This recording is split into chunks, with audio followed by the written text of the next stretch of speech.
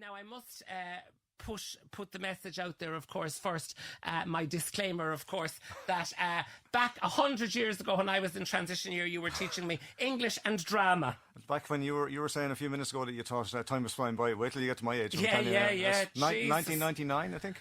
Yeah, it would have been. That's right. It would have been. Don't want to think about that too much. It would have been, absolutely. No, we'll scratch that. Anyway, tell us about Spain. Okay, well, funny, 1999. It's an interesting title. Well, look, the idea is that when you're in any sort of country at all, I suppose you slowly, if you spend a lot of time there, you become part of that country. So what happens, my idea was you slowly become Spain. You go on holiday to Spain, it's just a holiday. You're very Irish going on holiday. But if you spend a bit of time there, you start to do Spanish things, for example. And so that's where the title came from. And the main character, a guy called Phil, basically, he spent so much time there now, he feels kind of he wants to stay there, and he's becoming more and more, he loves the culture, and he becomes part of Spain, sort of thing. So he slowly becomes Spain, and then the people that are around him are not so much like that. And so these characters kind of come and go in his life, and he has to decide what's he going to do. Is he going to stay? Is he going to go? Or what's going to happen in the future? But it all happens in the space of a week in this book.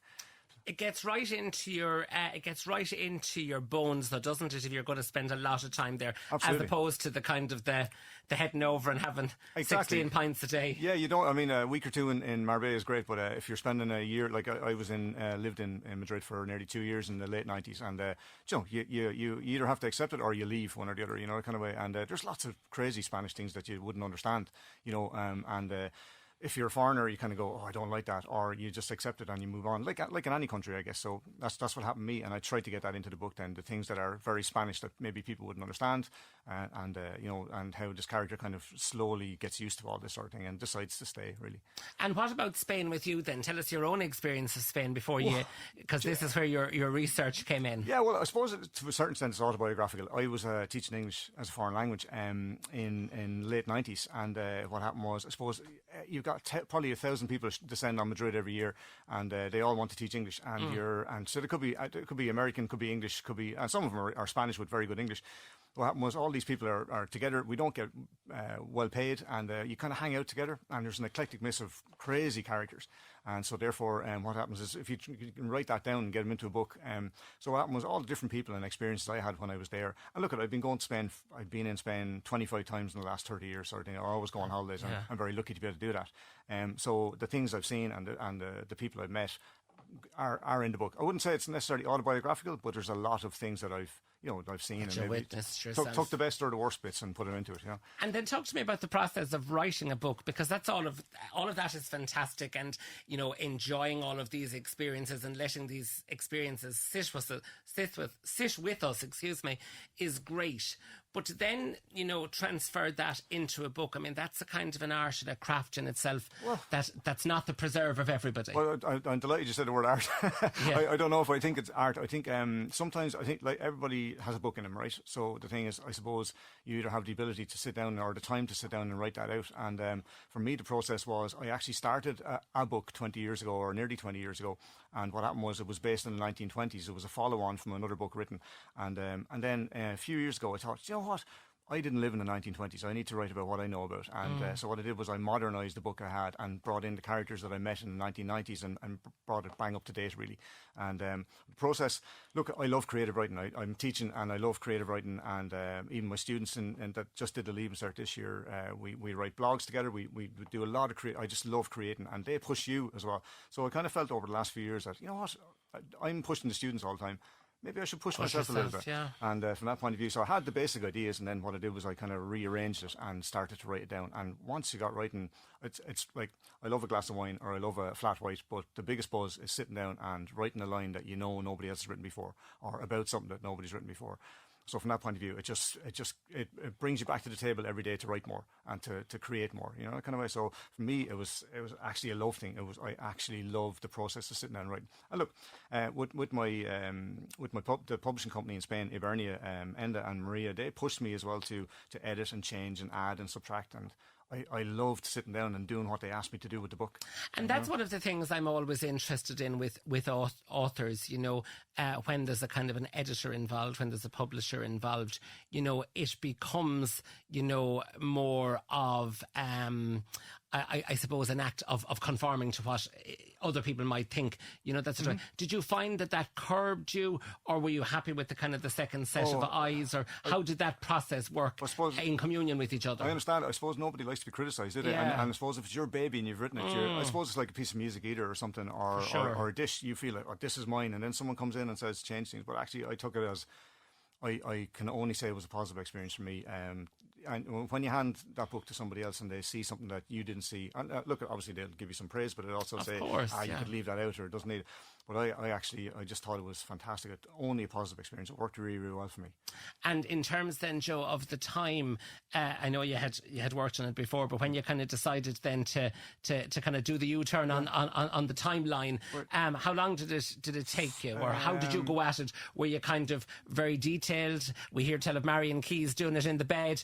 Were you doing it every day, or when did you fit it in around your working life? I'll tell you, it's a funny thing. It's odd timing in that 2020 was when we had lockdown, but in the January of that year, I decided to do dry January, and every evening, instead of sitting down and having a beer, I sat down and wrote. I took the manuscript that I had and I rewrote it completely in front of the computer. So even though half of it was written and I had all the ideas, I'd had everything written out on paper at this stage. So when the finished product was done in dry January in 2020, and then of course had it done and was delighted, had it on PDF and started to send to publishers, and then there was lockdown, and of course everybody that wanted to write a book got the opportunity to write a book. So that my manuscript disappeared. I sent it to dozens of publishers and I literally didn't get any emails back. I actually laughed. I got an email the other day, and now that my book has been published, I got an email from a publisher in England saying, "Oh, we're very interested in your manuscript. How's it going for you?" And I said, "Well, actually, that put the email to that company had been 3.5 years ago." And they got a tsunami of emails. A tsunami of manuscripts. I think they were just inundated, and so that was that. So, that's how it worked out. Funny, but. And in terms now that it has hit the public sphere, the kind of the PR and all that is starting, how does it feel to have a book? It's an incredible experience. Yeah. My wife Marisa is ridiculously proud of me, and I just feel that it's because it's been an ongoing process, that kind of way. That I'm over the moon to have it published, and also, I mean, you can get a book published, but to have a publisher come to you and say, "Listen, we want to publish a book," is the best feeling in the world, and you're elated, that kind of way. Then maybe a little bit of hard work after that, but having somebody come along and say to you, "You know what, this is worth publishing," is the best feeling in the world. Well, of course, it's forever committed to memory, isn't it? Because what's written down is indelible now. Yeah, that's right. And like I said earlier on, you generally books are not the same. So you've written something that nobody else has written before, and you think about it, there's nearly 8 billion people on the planet. To sit down and do something that's original mightn't be the best work ever, but to have something that nobody else has done is pretty cool. Whether it's a painter or a writer or whatever, it's like I said, it's there forever. And great kudos in the classroom, no doubt, when you're kind of when you're pushing all this creative writing. And say, I'm an author. Or I'll be hammered if I make one spelling mistake on the whiteboard. That's the other side of it. In terms then of a desire, if you like, to write a book, Joe, is this it? Has that desire been fully spent, or No. is there a series in there? Is there a tome? Is there a tome coming? No, there isn't a tome, but there isn't a series either. But I have 5,000 words written for a second book, and it's my publishers are an Irish-Spanish publisher, so Ybernia.com it's Enda, who's an Irish guy, and Maria is a Spanish lady, and between them they tend to publish books that have a Spanish-Irish twist. So the next book I have online is half based in Ireland and half based in Spain, and it's a guy, it would be more, not autobiographical, but it would be a lot to do with my hometown, whereas obviously Spain is more or less based in Madrid, a little bit of Toledo and Marbella. But the next book is going to be based on a story that has happened in Ross, and then one of those characters goes to Spain to escape that situation. So it's going to be half and half, and that's where it's going. And I already have it in my head, and I know what I need to write. I need the time to write it at the moment. A lot going on in the last year or so. But I know I can already see where it's going, and I know the storyline. Whereas, for example, when I sat down with Spain originally, I didn't know where it was going to end up. But I do know where this is going. That's the thing, though, isn't it? It is an active discipline, because it does take a bit of time. It has to be honed, it has to be polished, it has to be shone up, and all of that takes a bit of time. Absolutely, but also the difference is, say, with the guys in Ybernia, the idea would be, like, before I had a full book written, and then obviously they come along and they say, well, this is good and this is bad, and improve this or eke this out a little bit more. But hopefully, if I go to write the second book, I can talk to them a little earlier, so that maybe I could get a different, maybe after 3 chapters you could get a change of direction, you know, that kind of way, or they might suggest something that could be added in, and that might make the book work better and get it done, you know, kind of way. There is discipline involved, but I think once you have a good editor and a good publishing company, they might be able to guide you all the way, whereas I wrote this book on my own, and then they guided me afterwards to make a couple of changes. But I think the process could be a lot easier second time around with my publishing company. How gorgeous. Joe, I'm conscious that it's the bank holiday weekend. People could be coming into holiday time and planning to go to Spain. So you that has had this great experience of Spain, any suggestions to them of how they could kind of maybe get Spained, if you like, to avoid that? Because sometimes, you know, we're going and you're there and you're looking for the Irish bar straight away. I mean, I think you should be running 10 million miles from the Irish bar when you're out there, because we have all them for the other 50 weeks of the year. Absolutely, I totally agree with you, and I think that's the thing. Like, I think you know, everybody wants to be at the, you know, when you're at the beach, you want to be in the restaurant that's looking at the sea. But you actually need, I totally agree, you need to go 1 block back and you need to find a place where the locals are going. And it may not look as shiny and might not have the view, but well, simply the beer is going to be cheaper, it's probably going to be colder, and the food is going to be authentic Spanish. It's not going to be what you get at home. And I think also it's just to step back a little bit, to go back. Don't necessarily go where the tourists are. Walk down that lane or walk off the back street, and you'll find a little bit more of the atmosphere. I think that's what it's all about. I was saying the thing, for example, that got me when I arrived first in Spain was you walk into a small bar and the ground is covered in toothpicks and napkins, and you're kind of going, oh my God, if this is in Ireland, the place will be shut down. Whereas traditionally in Spain, the more napkins and toothpicks are on the ground, the more the locals eat there, and obviously the food is really good. So, you know, you have to switch your brain off a little bit and not be Irish when you go on a holiday in Spain, and that sometimes helps you to assimilate into what people are doing, really. Accept what's there. That's exactly it. Yeah. Tell me where the book is available, Joe. Well, Ybernia.com it's available there online.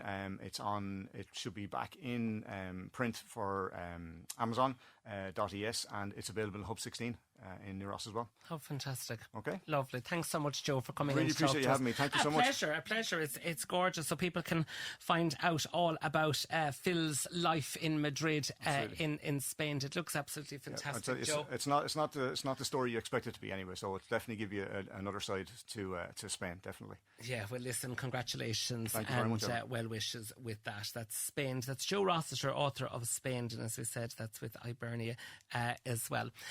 We're